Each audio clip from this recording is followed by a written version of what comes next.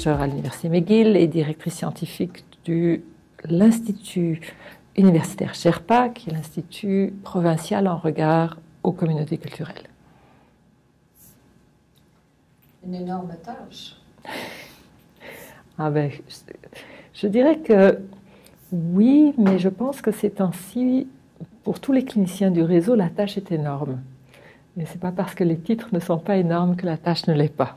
C'est ça peut-être en préambule, avant d'en arriver à notre rencontre. Donc, comment est-ce que j'ai commencé à travailler comme pédopsychiatre avec les centres jeunesse, revenir au fait que durant, en fait, c'est plus que 20 ans, hein, donc on parle de 2 dernières décennies, durant ces 20 ans, je pense qu'il y a 2 phénomènes qui ont été en sens inverse et qui informent la position et ce qui se passe au niveau de l'interculturel et du transculturel en clinique. D'un côté, je pense que de plus en plus d'intervenants et de services cliniques et de gestionnaires sont sensibilisés aux effets de la diversité en clinique et conscients que les mythes d'universalisme, donc les mythes au sujet du fait que tout ce que nous apprenons comme professionnels est valable pour tout le monde de la même façon, que ça doit être repensé et qu'il faut adapter nos services, non seulement les adapter, mais quelquefois penser vraiment en dehors de la boîte de façon créatrice. Alors ça, je pense que c'est un phénomène où on a beaucoup gagné dans les 20 dernières années. Toutefois, en parallèle, le contexte mondial a exacerbé ce qu'on appelle les processus d'altérisation. Donc le fait que l'autre, l'étranger, le migrant, le réfugié, peut être perçu plus comme une menace que comme une richesse. Et que notre nous collectif, il faut bien se rendre compte que dans les services de santé et au centre jeunesse, comme dans les écoles et ailleurs, on est à l'image de notre société. Donc, vous voyez, un mouvement qui va en sens inverse et qui dit c'est peut-être plus difficile d'être ouvert à la différence maintenant qu'il y a 20 ans. Les premières vagues de réfugiés, ce sont des gens qui étaient considérés comme vulnérables. Maintenant, on considère souvent, et on le voit dans les médias et dans les discussions de corridors et tout ça, les réfugiés comme des risques pour nous, des fraudeurs, des menaces. Donc vous voyez une inversion du regard. Alors je pense qu'il est important, parce qu'on va parler de tout ça, de se rendre compte qu'on a donc 2 phénomènes de société qui peuvent soit s'annuler, soit interagir. D'un côté, on va vers le mieux, d'un autre, on va vers le pire. Et c'est de ça dont on va parler finalement, si on parle de notre réalité d'aujourd'hui. Alors, comment est-ce que j'ai rencontré les centres jeunesse en clinique? Ah, ça c'est intéressant. Donc j'arrivais un peu de la psychiatrie adulte, hein, quand j'ai commencé à travailler à l'hôpital de Montréal pour enfants.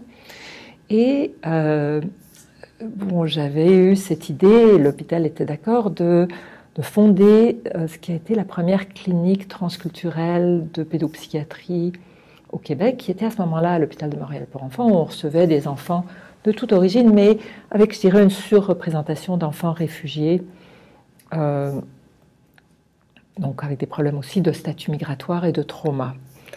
Et évidemment, ce sont des enfants qui sont dans des familles vulnérables, et on a commencé à avoir un certain nombre de dossiers en commun. Et je vais vous avouer qu'au début, ça n'était pas facile.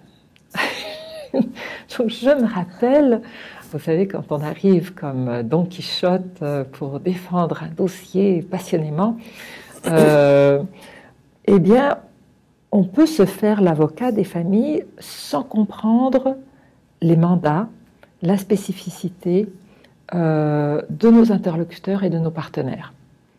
Et au départ, je pense que mon équipe et moi, on était dans une profonde incompréhension de la réalité des centres jeunesse. Oui. On considérait les centres jeunesse un peu comme on considérait la psychiatrie, c'est-à-dire une institution très puissante avec beaucoup de pouvoir. On ne considérait pas sa fragilité, la fragilité des intervenants, c'est-à-dire le fait que quand on a beaucoup de pouvoir, on a aussi beaucoup de responsabilités. Et en fait, on est dans une situation de fragilité parce qu'on risque, pour toutes sortes de raisons, de se faire blâmer. Et ça nous a pris du temps. Donc quand on vous questionne de l'extérieur, quand on vous critique, quand on remet en question votre intervention, on peut provoquer une très grande fragilisation. Et finalement, on peut en arriver à s'opposer. Et on a découvert avec le temps que, et la question n'est pas d'avoir tort ou raison, mais que dans ces réactions, dans ces modèles où finalement, plutôt que de travailler ensemble, on risquait de s'opposer autour d'enjeux qui étaient des enjeux importants, eh bien, celles qui étaient perdantes, c'était les familles.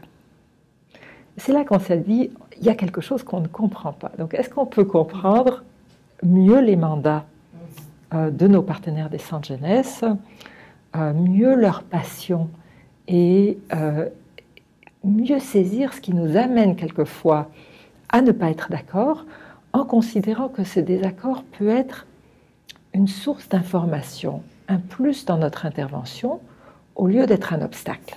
D'accord ?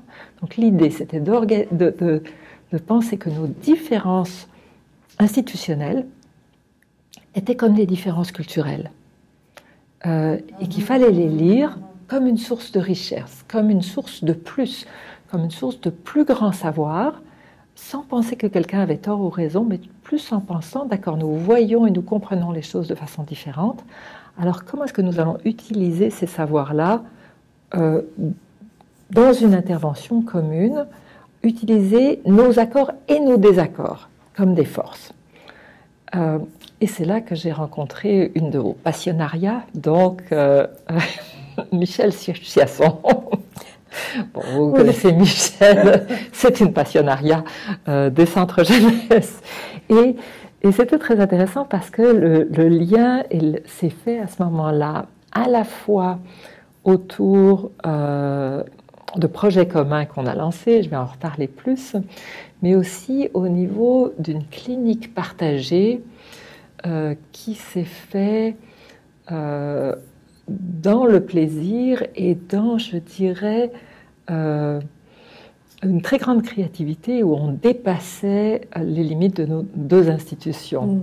Je me rappelle, avec Michel, on suivait certaines familles de Roms, des gens qui sont souvent d'ailleurs dans des positions très rejetées, avec des familles très très nombreuses, avec plein d'enfants. Et quand Michel arrivait avec tous ses enfants roms dans le département, eh bien ça désorganisait tout le département. Et mon chef de département de l'époque avait même retrouvé des petits mouk-mouk sous sa table de bureau. Et je me rappelle sortant de son bureau en disant « Mais qui est en charge ici ?» Et Michel et moi de se regarder avec un grand sourire. Donc l'idée, c'était de dire comment est-ce que nos institutions pouvaient contenir non seulement la détresse, mais aussi la créativité, la force et les capacités de transgression de ces familles-là pour essayer de trouver des solutions en respect avec la protection de l'enfant, en respect avec des enjeux de sécurité émotionnelle, de logique culturelle, de dynamique familiale. Donc vous voyez comment on pouvait tricoter tous ces enjeux-là dans des solutions innovantes qui misaient sur nos forces cliniques et institutionnelles. Donc on a eu beaucoup de plaisir. Bon, je ne demanderai pas à mon directeur de département de l'époque ce qu'il en pensait, ça c'est autre chose. Mais je pense que c'était l'idée d'une clinique innovante, partagée, où on pouvait s'allier. Et je dirais que c'est à partir de ce moment-là qu'ensemble, donc avec Michel Chiasson, et à l'époque c'était Alberto et les Haldé, donc Michel et Alberto formaient un couple extraordinaire de rêveurs de l'interculturel au centre jeunesse. Et donc ce couple extraordinaire parce qu'ils étaient tous les deux très différents. Hein. Ils étaient différents au niveau disciplinaire. Donc Michel était travailleur social, Alberto était psychologue d'orientation psychodynamique, plutôt psychanalytique. Ils étaient différents de culture aussi, ils étaient différents de genre. Et je dirais que la jonction de leurs différences, et encore une fois, quelquefois de leurs désaccords, donnait quelque chose de très fertile. Donc c'était autour de cette première petite équipe qu'on a pensé des liens où on allait rassembler les institutions dans un endroit pour penser la clinique, et c'est là qu'ont commencé les séminaires de discussion de cas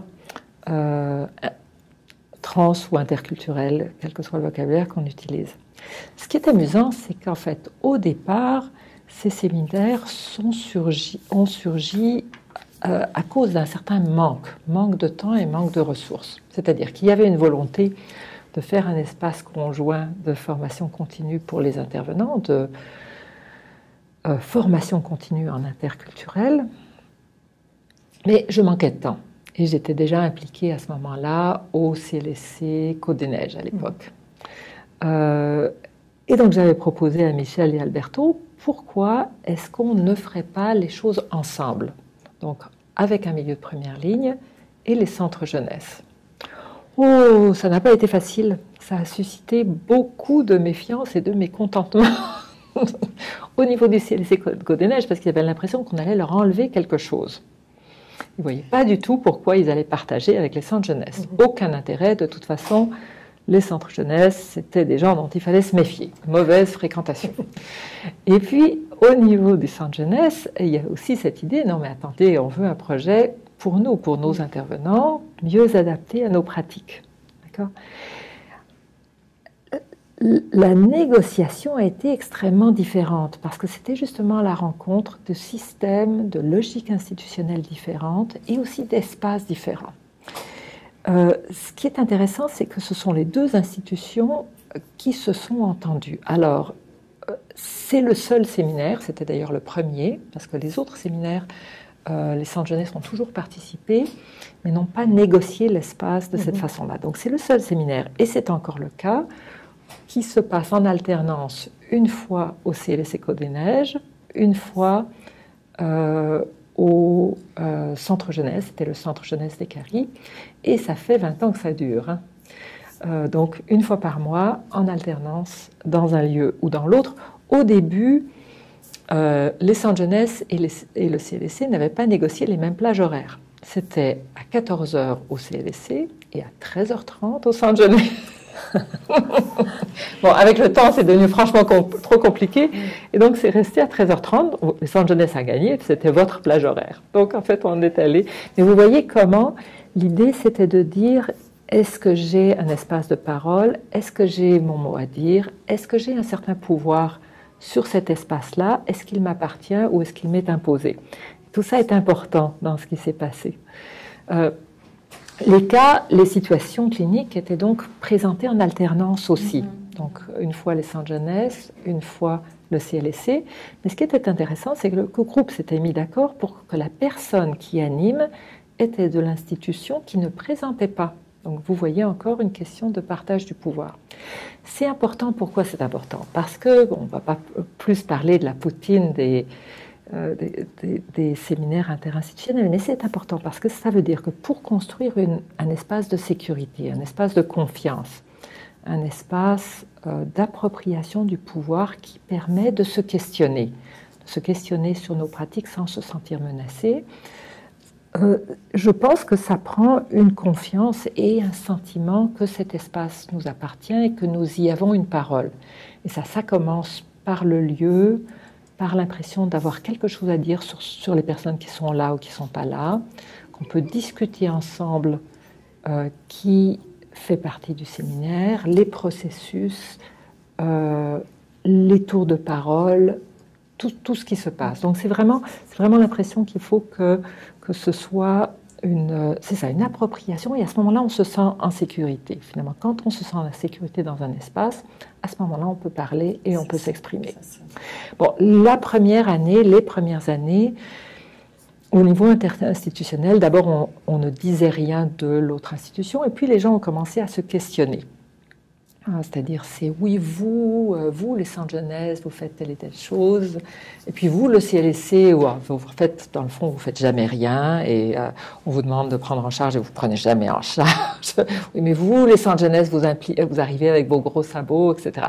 Donc, ce qui est intéressant, c'est que quand les gens ont commencé à se connaître et à se faire confiance, ils se sont questionnés autour de choses qui sont en partie des réalités, en partie des stéréotypes. dans l'interinstitutionnel, on se connaît souvent très peu. Hein. Et donc, cet apprivoisement mutuel a permis non seulement une complexification de la vision de l'autre. Vous voyez comment c'est parallèle avec la vision interculturelle, qui demande aussi une sortie des préjugés et une complexification de l'autre. Hein. Et les gens ont commencé à se rejoindre et à être capables de se faire beaucoup, beaucoup plus confiance et donc de discuter de situations où ils étaient dans des impasses et où ils étaient dans des échecs. Et je pense que c'est ça une des très grandes forces de ces espaces-là. Ils ont aussi commencé à beaucoup se parler dans les corridors et on a vu toutes sortes de collaborations qui devenaient très, très, très fluides parce que les gens se connaissaient, se parlaient et donc beaucoup de dossiers difficiles pouvaient évoluer. Mais donc cette question de construire un espace de sécurité pour être capable de discuter d'impasses et de situations d'échec, de situations difficiles, d'en discuter ensemble, de sentir et de savoir qu'on ne sera pas blâmé, mais que les gens vont venir avec nous pour s'interroger, pour mieux comprendre, qu'on va essayer de déplier la complexité en interrogeant les choses de façon donc politique, sociale, culturelle, psychodynamique, systémique, cognitive, biologique, médicale. Donc l'idée, c'est de se dire, on parle de transculturel, mais quelquefois la tâche aveugle, c'est la génétique, c'est la susceptibilité à telle ou telle forme de psychopathologie. Quelquefois, c'est même le médical. Dans certains cas, on s'est dit, mais en fait, on a probablement affaire à une situation d'anémie. Ça peut être des questions systémiques. Le patient identifié n'est pas forcément celui qu'on croit. C'est quelquefois l'école, c'est quelquefois l'institution, c'est quelquefois le clinicien qui est mal à l'aise, c'est quelquefois l'interprète. Et puis c'est quelquefois toute la famille, et c'est quelquefois une autre personne dans la famille que celle qu'on pensait.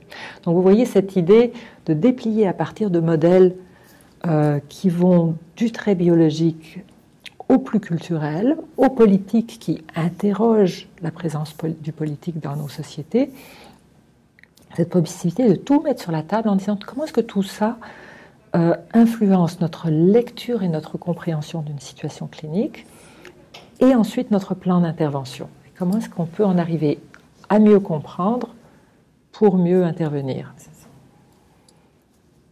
Donc ça, c'était une belle aventure qui continue encore et qui a vraiment été une aventure conjointe. Mentionner que les séminaires ensuite se sont multipliés. Donc après Côte des Neiges, il y a eu le séminaire de Parc Extension qui a mis ensemble alors là 2 autres pôles parce que les centres jeunesse et Batcha qui participent encore tous les 2 au séminaire et qui a commencé à introduire les acteurs écoles. Qui posaient toutes sortes de questions en termes de confidentialité, donc qui se sont posées, qui se sont résolues dans le respect de la confidentialité. Le séminaire de Saint-Laurent, qui avait été lancé par Ghislain à l'époque, et l'équipe des centres jeunesse de Saint-Laurent avec le CLC de Saint-Laurent. Et là aussi, ça a évolué vers une très grande participation de la CSMB, de la commission scolaire Marguerite Bourgeois, avec des séminaires qui maintenant se passent quelquefois aussi à la commission scolaire Marguerite Bourgeois et qui sont maintenant animés par Garine Papazian, qui anime aussi, et ça a été Colette Boulanger qui les avait lancés, les séminaires à Dorval-la-Salachine, donc dans l'Ouest. Et là, il y a d'autres projets de séminaires. Donc, vous voyez, cette idée, c'est que petit à petit, on a de plus en plus de quartiers, mais qui ont toujours gardé ce même modèle, de mettre ensemble les intervenants de première ligne, habituellement en santé mentale jeunesse. Dans certains séminaires, les gens de santé mentale adulte, de DITED, de jeunes en difficulté et d'enfance famille sont aussi là. Donc on a vraiment des groupes qui permettent des liens interéquipes au sein des institutions et des liens interinstitutionnels au niveau des centres jeunesse EO, évaluation orientation, mais aussi les équipes de suivi étaient souvent ensemble. Et ça, c'était très intéressant quand ils étaient ensemble, parce que les différences et les tensions peuvent venir de l'interinstitutionnel, peuvent venir de l'interculturel, donc entre la famille et l'institution, peuvent venir de l'intra-institutionnel aussi. Ça, c'est vrai pour toutes les institutions. Quelquefois, c'est dans l'équipe école qu'il y a des différences. C'est en fait la travailleuse sociale ou la psychologue scolaire ou l'orthophoniste qui va amener son école parce qu'il y a des tensions entre le professeur, la direction, telle et telle personne, et que les gens ne s'entendent pas. Donc, vous voyez, c'est important de voir que c'est toute l'institution, tout le système de la société haute qui va internaliser et rejouer des enjeux qui sont souvent en partie transculturels. C'est intéressant parce que je pense que ça évite les clivages. Et d'ailleurs, même au niveau des familles, ça diminue beaucoup les clivages. C'est-à-dire, on n'est plus dans qui a raison, qui a tort, qui a bien fait, qui a mal fait. On est plus dans qu'est-ce qu'on comprend de la même façon, et quand on ne comprend pas exactement les choses de la même façon, qu'est-ce qu'on en fait? Parce que on ne comprend pas tout. En fait, plus on discute en profondeur des situations, plus on s'aperçoit qu'il y a des trous dans les histoires, il y a des choses qu'on ne comprend pas. Et ça cerne, et ça c'est très important en intervention, ça cerne nos zones d'ignorance.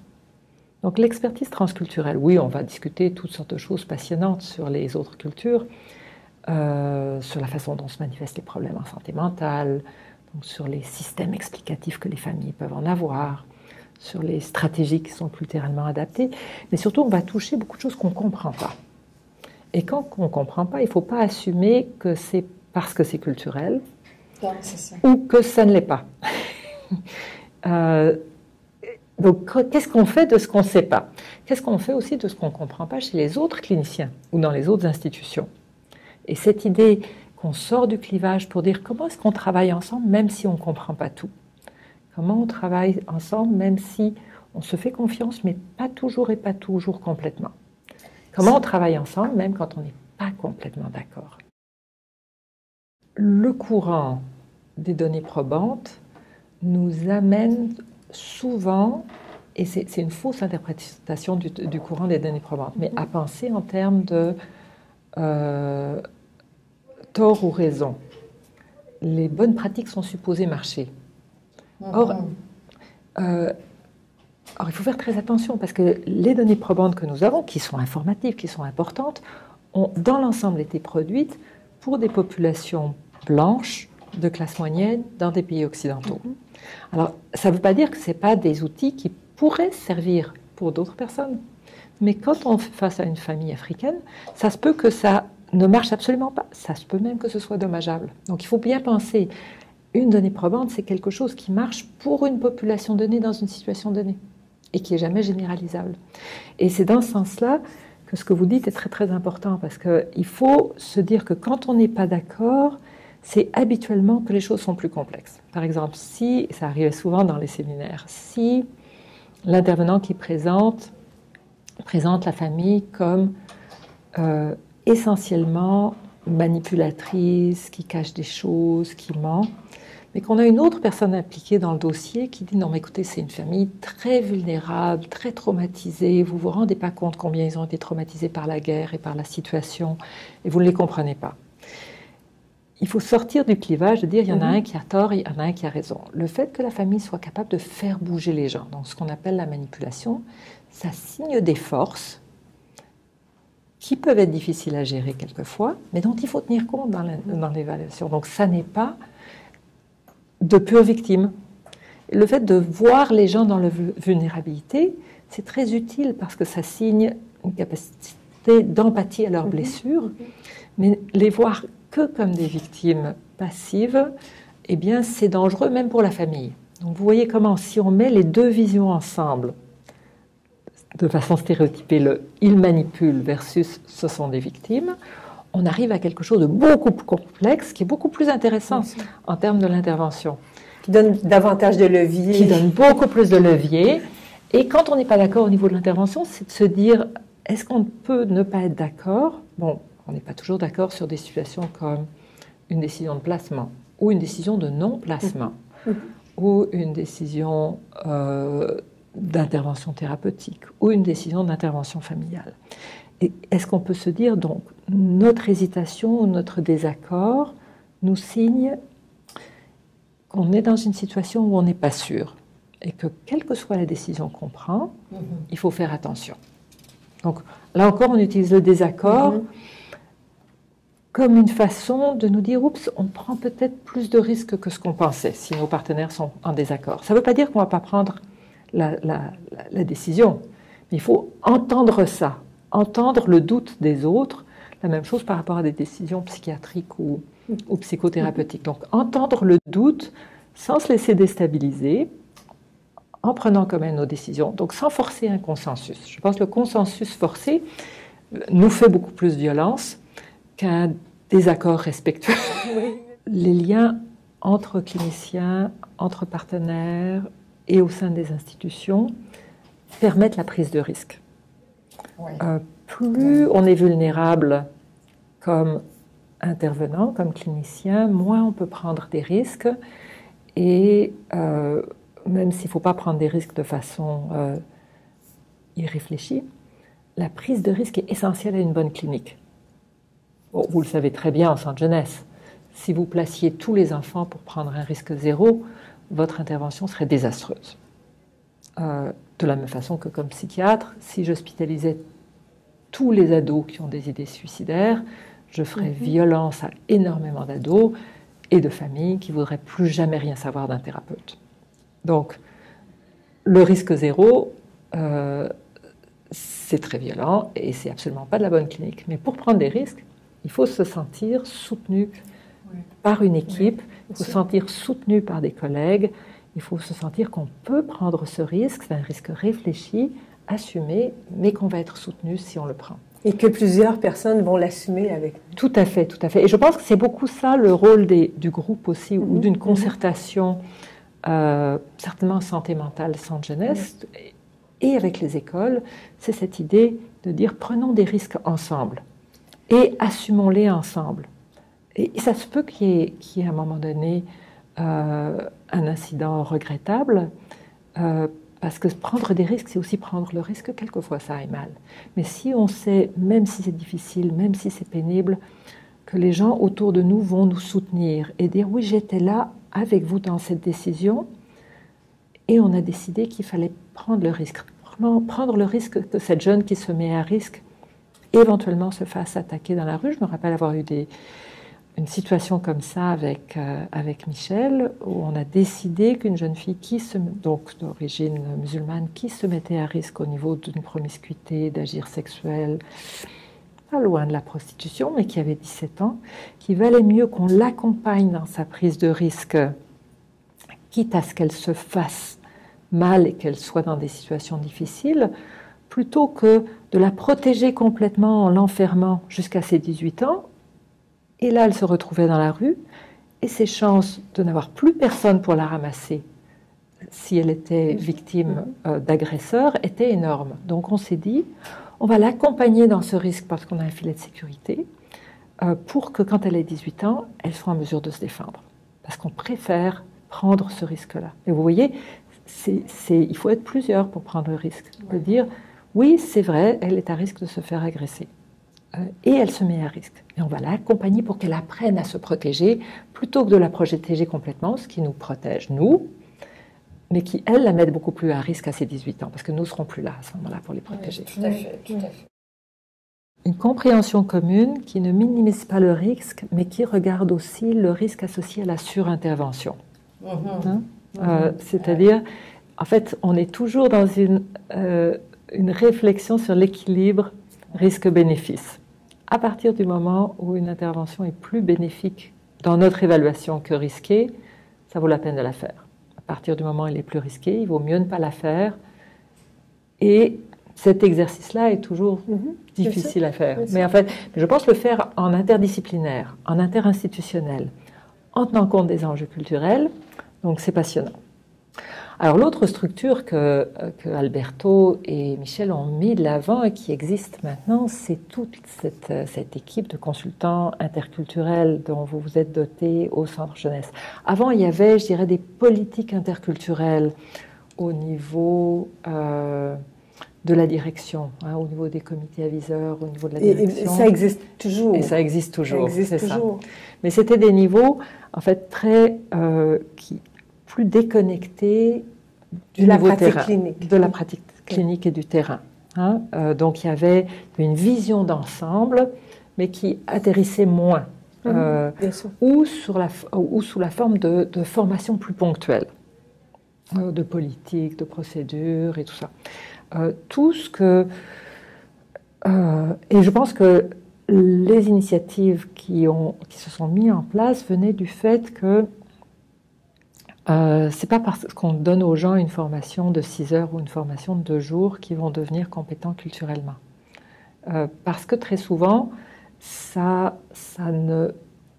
n'influence pas, ça ne transforme pas les pratiques.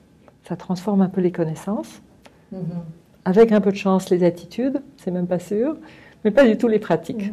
Et donc l'idée, c'est de travailler, et je pense que tout ce que vous avez mis en place visait ça, de travailler à partir des pratiques des intervenants pour les épauler, pour qu'ils puissent se décentrer et travailler une transformation à partir de leurs pratiques. Donc les séminaires faisaient ça, mais je pense que la consultation interculturelle que vous avez mis en place, et qui est aussi un très bon coup, faisait ça aussi. C'était l'idée de dire, est-ce qu'on peut accompagner les intervenants? Alors au départ, c'était Michel et Alberto qui les accompagnaient, puis ensuite vous avez eu cette équipe beaucoup plus variée, c'est ça.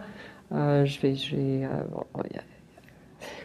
tout, avec Colette, qui était une personne clé, mais aussi beaucoup tous vos consultants, psychologues qui sont là.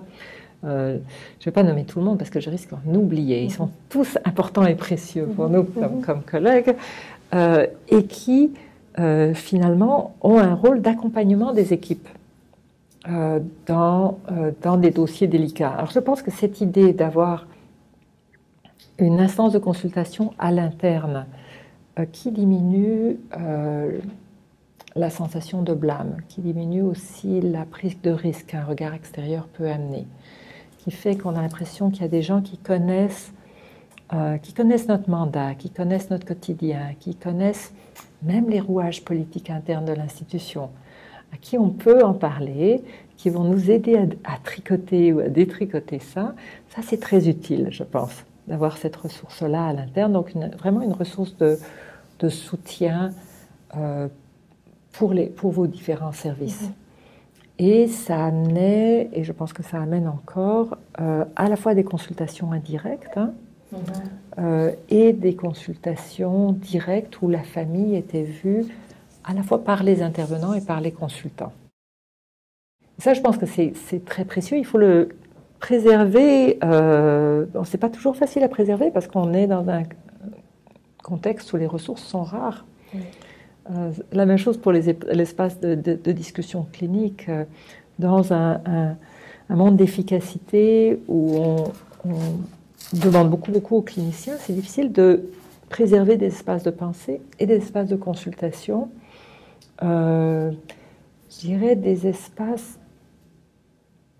relativement peu structurés. Ça, c'est important quand on s'adresse à l'interculturel, parce que très souvent, on se rend compte dans des espaces de discussion autour de cadres très structurés. Donc, il faut faire un plan d'intervention, il faut remplir une grille, il faut répondre à un protocole. Tout ça cadre, et c'est important donc de cadrer les choses, mais tout ça cadre l'intervention et c'est difficile de penser en dehors de la boîte quand on fait ça. C'est pour ça que les espaces de consultation interculturels demandent souvent du temps, parce que ça prend du temps pour s'interroger sur ce qu'on est en train de manquer. Ça prend du temps pour s'interroger sur nos tâches aveugles. Ça prend du temps pour se dire, voyons, quelque chose que je ne comprends pas, mais quoi? Ça ne prend pas du temps pour faire une liste de symptômes. Ça ne prend pas du temps pour voir comment la liste de symptômes correspond à un diagnostic. Tout ça, c'est des algorithmes très simples. Mais savoir qu'est-ce qu'on a manqué et pourquoi ça ne marche pas, ça prend du temps. Parce que justement, on va devoir chercher en dehors de nos champs de sécurité. Il y a une chose qui est très très intéressante dans les discussions qu'on a souvent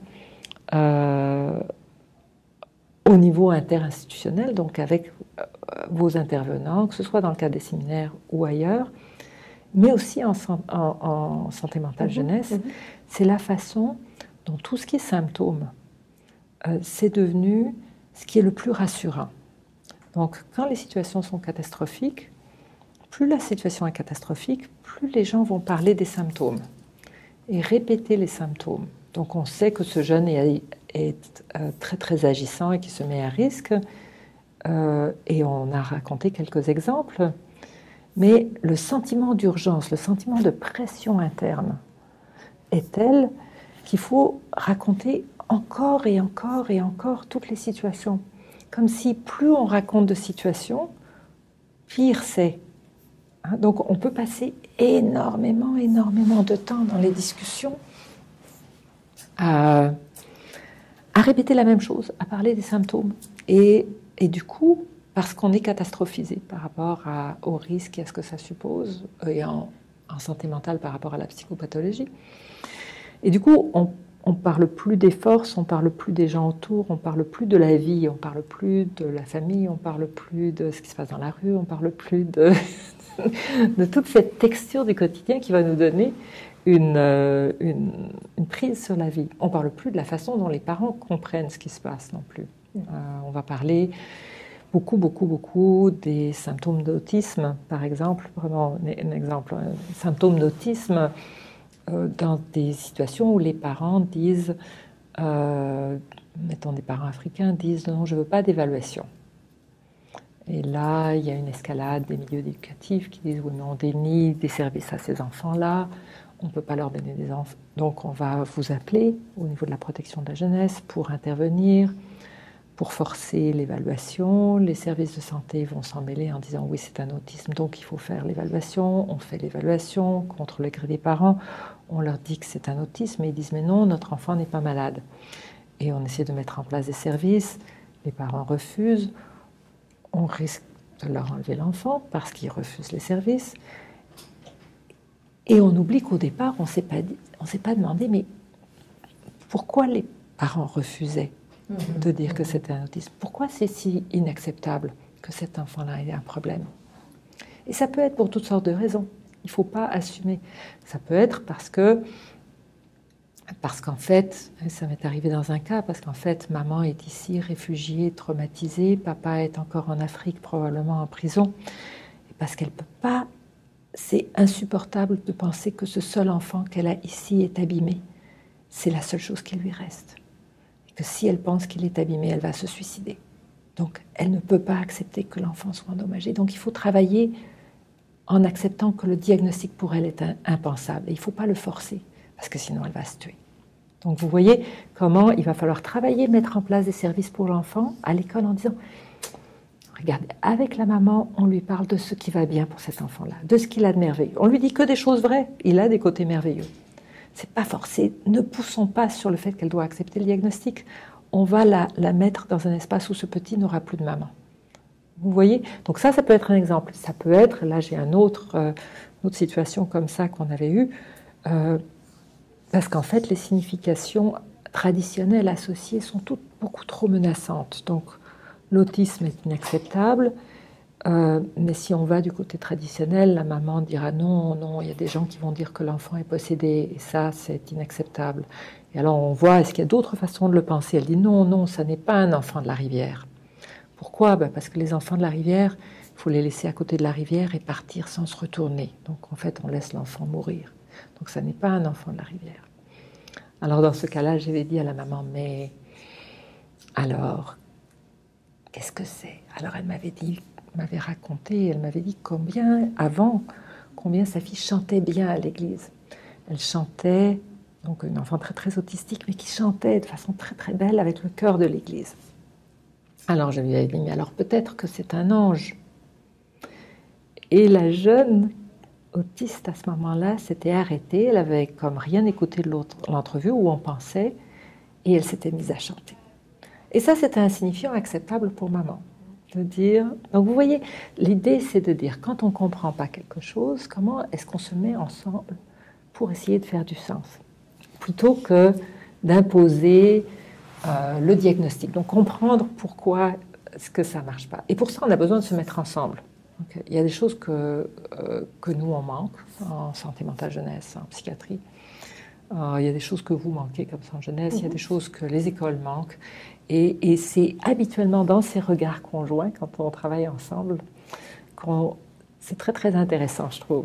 Parce que vous avez souvent, au niveau des centres jeunesse, vous avez, entre autres au niveau des éducateurs, des gens qui sont très proches, il y a toute cette texture du quotidien des enfants que vous avez, qui nous apprend beaucoup, beaucoup de choses sur les jeunes et sur leurs forces.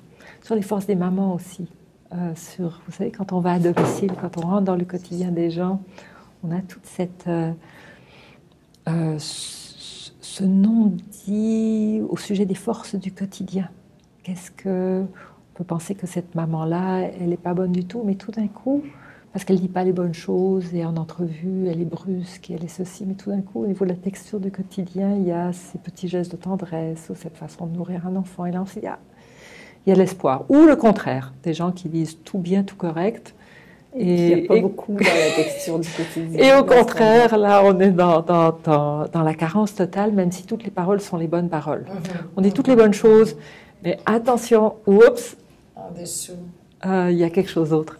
Alors, vous voyez toute cette idée que cette rencontre-là est extraordinaire. Donc, je pense que ce que vous avez mis en place, que ce soit au niveau des espaces de formation continue, de ces ressources de consultation, que c'est très précieux, que c'est très important, qu'il faut les protéger. Est-ce que ça veut dire que le travail est fini? Non, pas.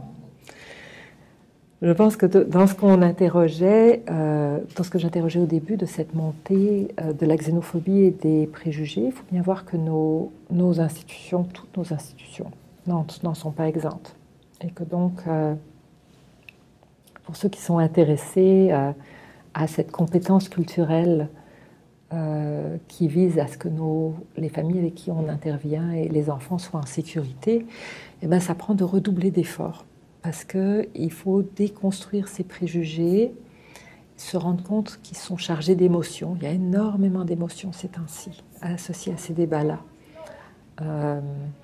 Sur l'égalité des genres, sur la justice sociale, sur nos valeurs, il y a des peurs légitimes dans la majorité, il y a de la colère, et des peurs des deux côtés. Et intervenir de façon à ce qu'au niveau des cliniciens, les gens se sentent en droit de parler de tout ça sans être nécessairement politiquement correct, mais qu'on puisse s'interroger entre nous. C'est pas facile en ce moment. Hein. C'est pas facile parce que, et vous en êtes certainement conscient, on peut être très politiquement correct avec nos patients, mais n'en pensez pas moins. Et être très mal à l'aise. Et ça va se traduire, on va agir à ce moment-là dans nos interventions. Alors vous voyez, là encore, si on veut transformer l'intervention, c'est pas en faisant des prescriptions ou des blâmes ou qu'on va y arriver. C'est vraiment en sécurisant les intervenants pour qu'ils puissent parler de ces choses-là, de leur représentation. Et à ce moment-là, on va pouvoir s'interroger et travailler ensemble. Mais je vous dirais qu'en ce moment, c'est un gros défi. Hein. C'est pas facile. Dans ce contexte-là. Les préjugés, je pense. Préjugés, ces temps-ci, au sujet des familles et des communautés arabo-musulmanes, sont très importants. Bien sûr. Et beaucoup la méconnaissance aussi. Donc, je pense qu'on a un changement de profil des préjugés que nous portons comme société. Il y a 20 ans, certaines communautés étaient plus stigmatisées que d'autres. Je dirais les communautés noires, les Caraïbes et les communautés haïtiennes.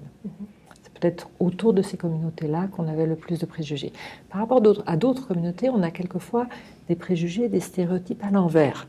On va penser que les communautés chinoises ou du sud-est asiatique s'en tirent très bien.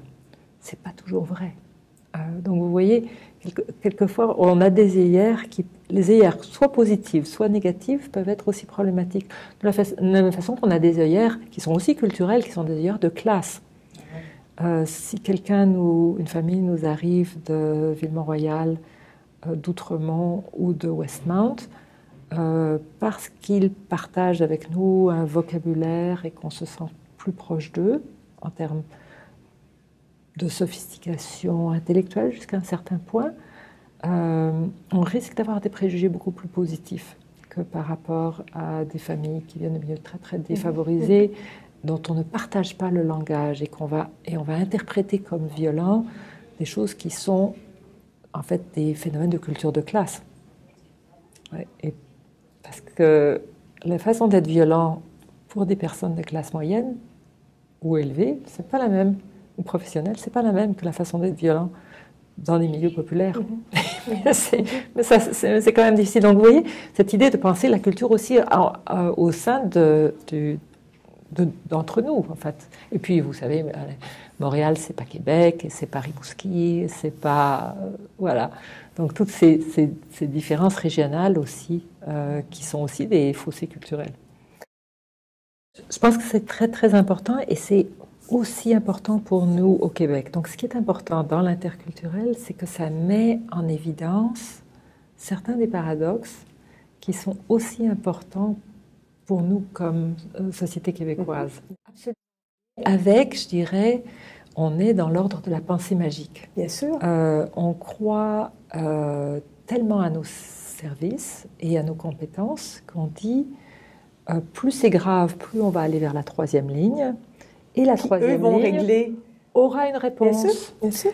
Or, la troisième ligne, plus c'est compliqué, c'est-à-dire plus on a un mélange du social, du culturel, du familial et de l'individuel et du psychopathologique, plus la troisième ligne n'aura pas de réponse. Parce qu'en fait, il faut s'adresser pas juste à la psychopathologie, ça c'est relativement facile, même s'il y a des cas très complexes, mais à tout le tissu et à l'environnement qui soutient. Et ça devient très, très, très complexe et ça demande un travail de proximité. Et c'est pour ça que je dis souvent que les services de première ligne, mais vous aussi, les écoles aussi, sont la première et la quatrième ligne. Il faut reconnaître que la troisième ligne a aussi ses limites. Quand les parents ne veulent rien savoir, quand il y a des résistances, quand il y a une... Bon, on n'est aussi pas très équipé et pas très habitué en troisième ligne à travailler avec des interprètes, à travailler avec des modèles culturels, à travailler tout ça. Donc vous voyez, il ne faut pas plus blâmer les services de troisième ligne, c'est juste qu'il faut reconnaître qu'en première ligne se retrouvent les cas de quatrième ligne. C'est-à-dire, finalement, les situations où tout a échoué et où la vie continue. Et où il faut continuer à accompagner ces familles, même si on ne sait pas, et tout ce qu'on a essayé pour l'instant a échoué. C'est très difficile de ne pas agresser les gens quand on est en situation d'échec comme ça. Donc, comment est-ce qu'on continue à faire une alliance et accompagner l'enfant, la famille, le milieu? Et comment on doit travailler en collaboration, Absolument. Parce qu'on n'y arrivera pas tout seul. Absolument. Et qu'on a besoin des autres. Tout à fait, tout à fait. Alors oui, il y a des choses importantes qui ont à voir avec l'organisation de nos systèmes et de nos services et qui, encore une fois, ne sont pas spécifiques aux questions culturelles, mais sont souvent plus apparentes ou plus problématiques quand on a des familles qui ne savent pas trop comment naviguer nos services ou nos univers. Je pense qu'on a une façon de diviser nos clientèles ces temps-ci qui correspondait au début à des enveloppes financières, qui correspond encore à des enveloppes financières, mais qui amène, même si on ne le veut pas, beaucoup de silos. Et donc, beaucoup de jeunes qui tombent entre deux chaises. Je pense en particulier à une clientèle qui est en voie d'augmentation et qui est très importante pour vous, qui est la clientèle des jeunes avec des traits autistes et des syndromes d'Asperger. Donc, vous savez qu'on a une incidence qui est très, très en augmentation, hein, et ces jeunes sont en train de devenir des jeunes adolescents qui ont des émotions, qui ont des agirs, qui ont une impulsivité aussi, et qui se retrouvent très très souvent entre deux systèmes, le système des centres de réadaptation et le système des centres jeunesse, un système judiciaire et légal qui ne les comprend pas, et un système santé mentale jeunesse et pédopsychiatrie qui souvent dit passer l'évaluation, c'est pas notre client. Il y a une direction qui s'en occupe. Alors je pense que actuellement, et ça dans le cas de familles immigrantes, pour qui ces enfants un peu extraterrestres sont encore plus difficiles à comprendre à cause des barrières linguistiques et culturelles, on a là un défi qu'il faut qu'on relève tous ensemble. Je pense que ces jeunes sont les jeunes de tout le monde, qu'on devrait tous s'en occuper ensemble et penser la situation ensemble, parce que pour l'instant, on est plus dans le syndrome de la patate chaude, donc c'est à personne. Alors je pense qu'il y a vraiment quelque chose de conjoint. Aussi, quand ces jeunes et ceux qui ont une déficience intellectuelle deviennent de jeunes parents. Donc ici, on a des situations extrêmement difficiles à Parc Extension ou dans des quartiers d'immigration récente où on a des jeunes familles ou des jeunes parents qui ont des limites cognitives très importantes. Ce sont des personnes qui aiment leurs enfants, et des enfants qui sont attachés à leurs parents. Mais c'est des parents qui n'y arrivent pas, qui feraient un très bon grand frère, une très bonne grande sœur.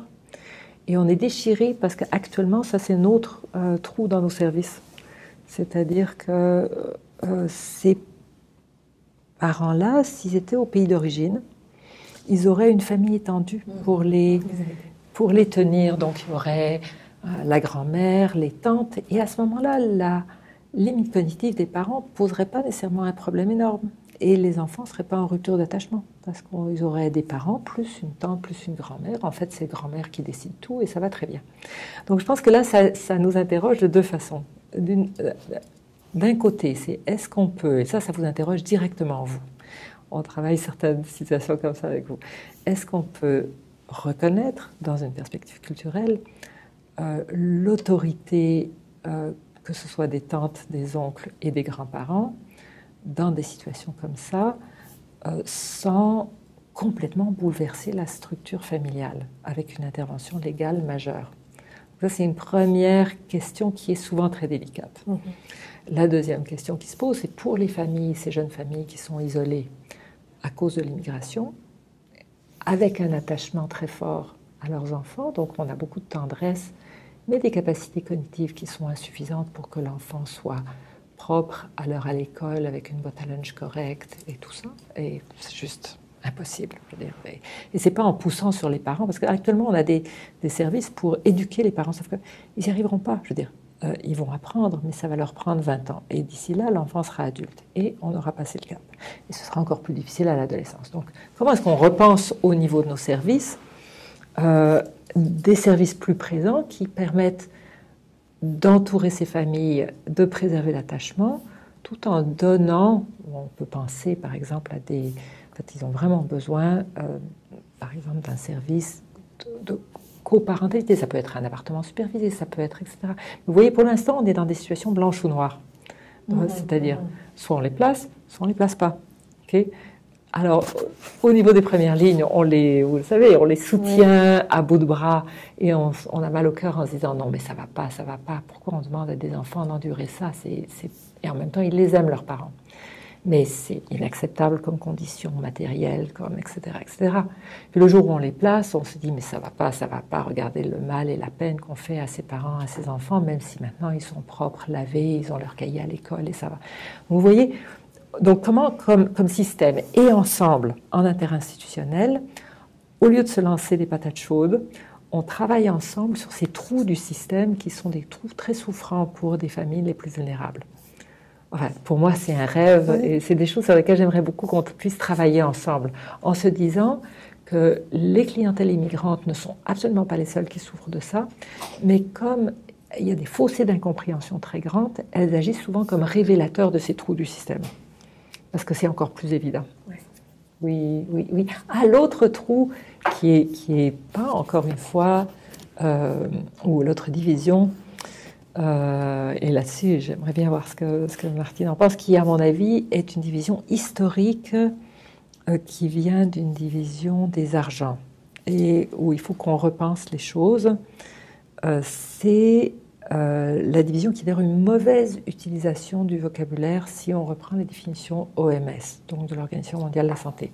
Donc toute la division qu'on a fait entre les programmes jeunes en difficulté et santé mentale jeunesse, qui vient d'une division entre des problèmes d'externalisation et de conduite et des problèmes internalisés.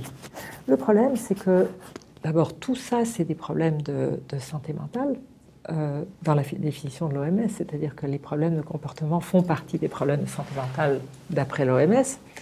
Mais au niveau de la pédopsychiatrie, on n'est pas forcément intéressé à avoir des problèmes de comportement ou des problèmes oppositionnels. Psychosociaux, souvent, nous disent les pédopsychiatres. Souvent parce qu'on se sent très démuni. Donc, c'est pas parce que c'est pas notre problème, c'est parce qu'on n'est pas très bon là-dedans. Donc d'abord, il faut qu'on devienne meilleur là-dedans, ça c'est autre chose. Et ce qu'il faut voir, c'est que ces problèmes-là sont le plus souvent extrêmement associés. Alors dans certaines communautés, par exemple dans les communautés latino-américaines, la corrélation entre symptômes internalisés et externalisés était autour de 0,7, 0,8. Donc ça veut dire que les jeunes qui agissent sont aussi ceux qui sont tristes, ceux qui vont faire des tentatives suicidaires, ceux qui sont anxieux.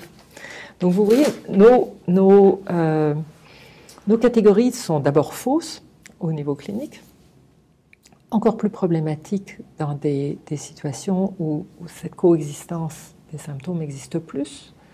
Dans d'autres communautés, ce sera moins marqué, mais il y a toujours un très très gros lien. Donc, actuellement, on est encore pris avec des catégories diagnostiques pour des raisons surtout de lobby, entre autres pharmaceutiques. Il est probable que le DSM-6 se défera des catégories diagnostiques pour aller vers des continuums dimensionnels d'internalisation, externalisation qui interagissent. Parce que nos catégories diagnostiques ne sont pas très bonnes. Ce sont pas des très très bons outils pour l'instant, pas très valides. C'est pour ça qu'on met 4 ou 5 diagnostiques pour dire, bon, là, et tutti quanti, à peu près tout. Parce qu'on n'arrive pas à distinguer, plus les cas sont compliqués, plus il y a toutes sortes de symptômes qui coexistent. On n'est pas du tout dans quelque chose. Donc au niveau de nos jeunes et de nos services, la question c'est comment est-ce qu'on arrive à travailler ensemble au-delà de ces boîtes-là. Bon, pour l'instant, les boîtes existent, donc on est pris avec. Mais il faut pouvoir les critiquer et penser, c'est pas forcément des bonnes boîtes. Ce qui est important, c'est que les jeunes aient des services.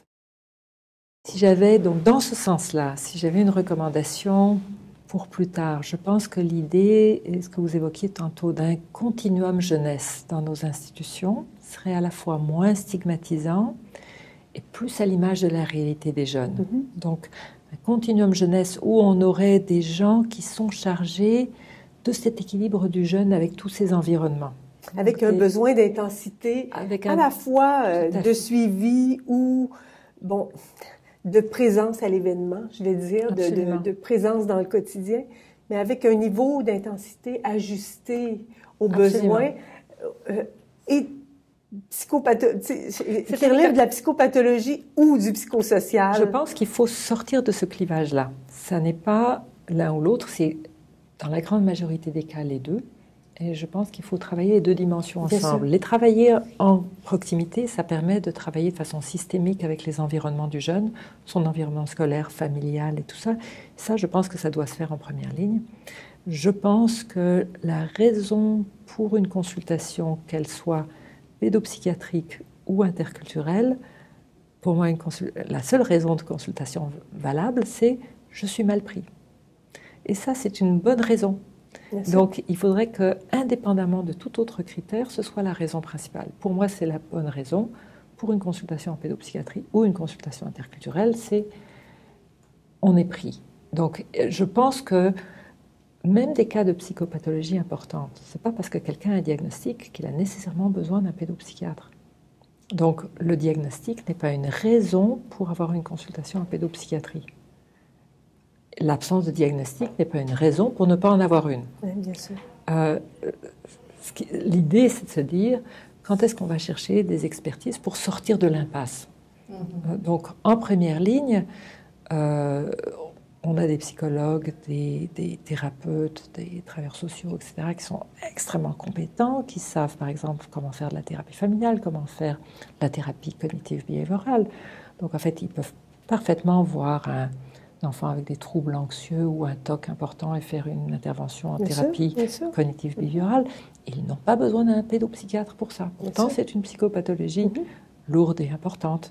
Mais dans un cas, je dirais, très très mélangé, où on a beaucoup d'agir, un drame psychosocial, mais personne n'y arrive et on n'y arrive pas, ben je pense qu'à ce moment-là, il faut qu'on s'assoie ensemble pour essayer de démêler tout ça et d'agir ensemble, même s'il n'y a pas de diagnostic. Donc, et même s'il n'y a pas l'un ou l'autre qui détient, pas même si, parce que ni l'un ni l'autre ne détiendra la solution. Absolument, absolument. Et c'est pour ça qu'on a besoin de cheminer ensemble par essai-erreur pour voir, OK, moi j'essaye ça, toi t'essayes ça, est-ce que ça marche? Et puis dire non, là, vraiment, on a totalement moffé, ça marche pas. Donc, qu'est-ce qu'on réessaye après? Et ça, je pense que c'est vraiment important, le fait de dire, la clinique, ça n'est pas une science exacte, c'est une science essai-erreur. Et il faut pouvoir toujours se réinterroger en disant, cette intervention-là, elle a apporté un bénéfice, celle-ci, il me semble qu'elle est problématique. Si je prends les perspectives de Valsavik, donc un systémicien, qui disait habituellement, quand on a un gros problème, on fait plus de la même chose. À intensité différente. La chose qui ne fonctionne pas. Absolument. Donc, je me rappelle avoir vu un jeune, donc il y avait aussi une problématique, donc le centre jeunesse s'était impliqué, l'école, tout le monde, parce que les gens disaient, bon, il ne veut plus de service, ça ne va pas, etc. Eh bien, j'avais calculé, j'avais même fait une compilation, dans les 2 dernières années, il avait eu 5 ou 6 évaluations pédopsychiatriques dans tous les hôpitaux de la région montréalaise, et chaque fois, il avait au moins 3 ou 4 diagnostics. Souvent, ça variait, c'est-à-dire, c'était pas toujours les mêmes, en plus. Et donc, la première chose que m'a dit ce petit garçon quand je l'ai vu, c'est, vous savez, moi, je suis normal. Et là, je me dis, oh là là, je veux dire, il a passé les 2 dernières années à se faire voir en psychiatrie et à recevoir des diagnostics. Alors, tout ce qui était décrit dans les diagnostics, bon, c'était un jeune qui était agissant et qui n'était pas bien, et qui était, etc. Mais tout ça, il le ressentait comme des facteurs d'exclusion, comme une façon de lui dire « tu n'es pas correct, c'est toi le problème, tu n'es pas normal ». Alors que personne ne s'était adressé au fait qu'il venait d'un mariage mixte et qu'il n'avait jamais eu accès à son père. Parce que le père était comme barré du système, c'était the bad guy. Et donc, on ne s'était pas adressé à comment, alors qu'il arrivait à l'adolescence, ben c'était un drame identitaire pour lui. Et c'était toutes les questions d'identification. Et oui, il avait des symptômes, mais sauf qu'il avait envie qu'on lui parle d'autre chose. Parce que là, on le construisait comme the bad guy. Donc en fait, on lui disait, mais t'es fou, comme ton père. Et donc ce qu'il voulait, c'est juste nous résister. Et donc comment est-ce qu'on crée l'alliance? Donc comment quelquefois, quand on fait plus de la même chose, et là c'était la faute de personne, bon c'est facile d'arriver en fin de course et de se dire, oups, qu'est-ce qu'on a manqué? Mais je pense que très souvent, et ça m'arrive aussi de manquer beaucoup de choses, là je ne veux pas du tout dire qu'on ne peut pas, je veux dire, personne n'est meilleur que les autres, on manque tous des choses et je fais aussi beaucoup d'erreurs. Et c'est de se dire, comment est-ce qu'on peut, quand on est en échec, s'interroger sur nos erreurs comme système? Parce que là, ce n'est pas les mêmes personnes. Pas comme individu, mais comme individu. Comme système pour ne pas faire toujours plus de la même chose. Parce qu'on finit par tourner en rond. Un des défis interculturels, c'est les ponts entre les cultures professionnelles. Et c'est aussi ça auquel tu fais référence, Louise, maintenant. Un des problèmes entre les ponts, parce que tout le monde s'entend qu'il faut travailler en interdisciplinaire, transdisciplinaire, multidisciplinaire, je veux dire, c'est devenu vraiment des mots-clés dans notre système.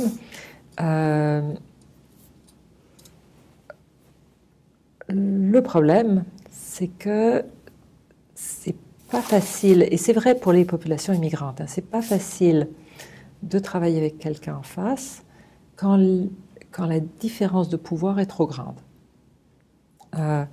Donc, qu'il y ait une différence de pouvoir entre guérisseur et patient, c'est normal et c'est souhaitable. On ne demande pas à notre ami ou à notre copain de nous soigner. On veut quelqu'un qui a un peu de pouvoir. Quand la différence de pouvoir du statut de guérisseur s'ajoute à des différences majorité-minorité, souvent ça devient trop pour faire confiance. Et là, on se sent plus en confiance parce que le guérisseur potentiel, le professionnel, est vraiment trop loin de nous en termes de déséquilibre de pouvoir pour qu'on puisse lui faire confiance.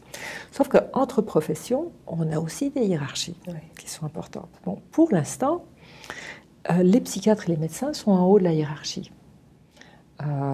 Si je me risquais en faisant des farces, mais vous avez le droit de ne pas être d'accord, je mettrais qu'ensuite il y a les psychologues qui font de l'identification à l'agresseur, donc aux médecins.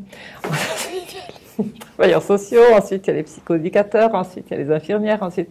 Donc on a toute une hiérarchie. Vous pouvez contester la hiérarchie que j'ai, mais il y a une hiérarchie de pouvoir qui fait que les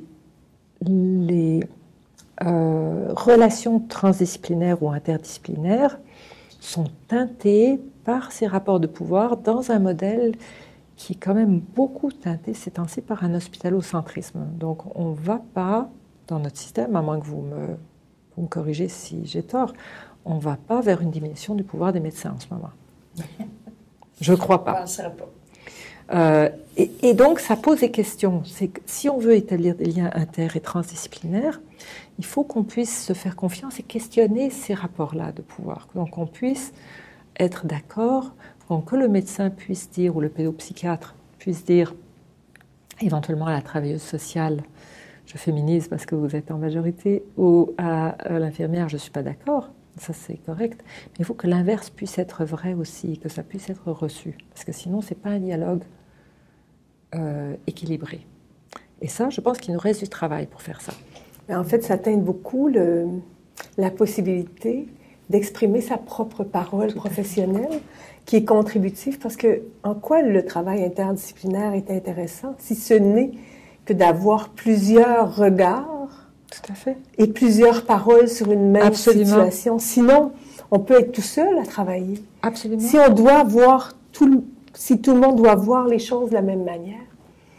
Et penser que une parole complémentaire, c'est une parole qui n'est pas, c'est pas une mosaïque, c'est pas des morceaux séparés. C'est pas moi je peux parler de ça et toi tu peux parler de ça.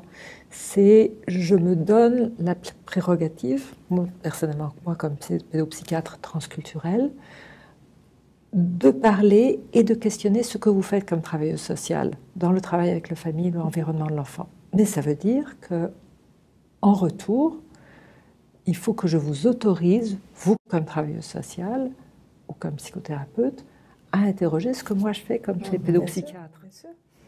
Que ce soit en termes de diagnostic ou de médication. La décision sera la mienne, mais il faut que vous puissiez m'interroger là-dessus et soulever vos doutes, parce que sinon, on est dans un échange qui n'est pas symétrique. Donc ça, je pense que c'est très important, c'est aussi un des défis sur lesquels on va devoir travailler, parce que sinon, nos interactions vont refléter l'organisation du système en termes de décision et de pouvoir. Donc si on met tout ça ensemble, ça veut dire que ce qu'on apprend en interculturel doit nous inviter à repenser l'hétérogénéité au sein de notre société québécoise, à repenser l'hétérogénéité entre nos institutions, au sein de nos institutions, entre les disciplines et dans nos équipes, même quand on est de la même discipline, entre nous. C'est-à-dire le fait qu'on soit une maman, pas une maman, qu'on ait des enfants, qu'on n'en ait pas, qu'on soit gay, qu'on soit lesbienne, qu'on soit transgenre, qu'on soit straight hétéro, qu'on soit matérialiste, d'orientation voyageur, d'orientation analytique, nationaliste ou pas du tout. Tout ça est important et fait partie de cette diversité qui va faire qu'on va répondre et faire écho et comprendre différemment nos patients. Et donc c'est une invitation à revaloriser toutes ces diversités-là comme des sources de savoir essentielles. Bon, c'est pour ça que notre travail est amusant. Voilà, si je repense à mon point de départ, il y a plus de 20 ans, quand j'ai commencé à travailler avec vous, et je pense que, et c'est tout le défi de la rencontre de l'autre, hein, je pense que j'ai appris à connaître, reconnaître, apprécier, admirer tout le travail qui se fait en centre jeunesse, en apprécier la lourdeur et la difficulté, être en empathie avec vous dans certaines situations qui sont tout à fait difficiles. Et que ça, c'est un... Donc je veux vous en remercier tous. Et ce qui ne veut absolument pas dire qu'on va être toujours d'accord. On l'a dit, mais on a déjà dit que c'était important. Oui. Merci. Alors, c'est toute l'évolution.